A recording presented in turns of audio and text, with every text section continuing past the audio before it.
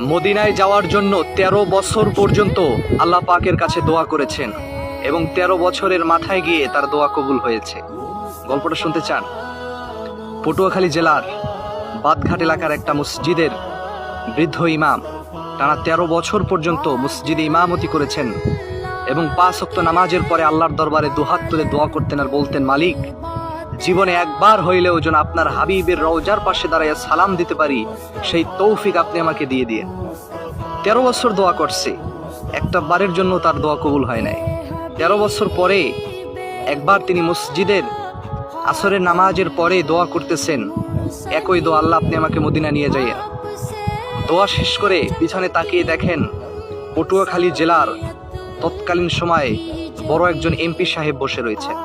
MP সাহেব বলছে, হুজুর চলেন, আপনার এই 13 বছরের দোয়া আল্লাহ কবুল করে নিয়েছে। সুবহানাল্লাহি ওয়া বিহামদিহি। কিভাবে? ঘটনাটা এখান থেকে শুরু করি। ওই এমপি সাহেব প্রতি বছর 10 জনকে বিনা টাকায় হজে নেন এবং ওই বছরও ঘটনাচক্রে 9 জনের ব্যবস্থা হয়েছে, কিন্তু আরেকজন খুঁজে পাচ্ছে না, কাকে নেওয়া যায়।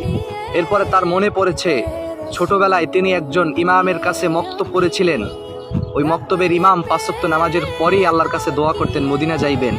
এইটা ওনার মনে পড়ছে এমপি সাহেবের। এরপর তিনি ওই ইমাম সাহেবের সাথে যোগাযোগ করে তাকে হজে পাঠিয়েছেন এবং ইমাম সাহেব হজে যাওয়ার পরে মদিনাতুল মুনাওয়ারায় বসে কান্না করতেছে আর বলতেছে, মালিক, আমার কখন লাগবে সেটা তুমি ভালো জানো এবং তুমি সেই ব্যবস্থা করে দিয়েছো। আমি তোমার কাছে দোয়া করি, যে আমাকে পাঠিয়েছে তাকেও তুমি সুস্থ রেখো। তো আল্লাহর কাছে দোয়া করলে কখন দোয়া বিফলে যায় না। কখন দেওয়া লাগবে, কখন আমার জন্য উপকার হবে, সেটা একমাত্র আল্লাহ পাকই ভালো জানে।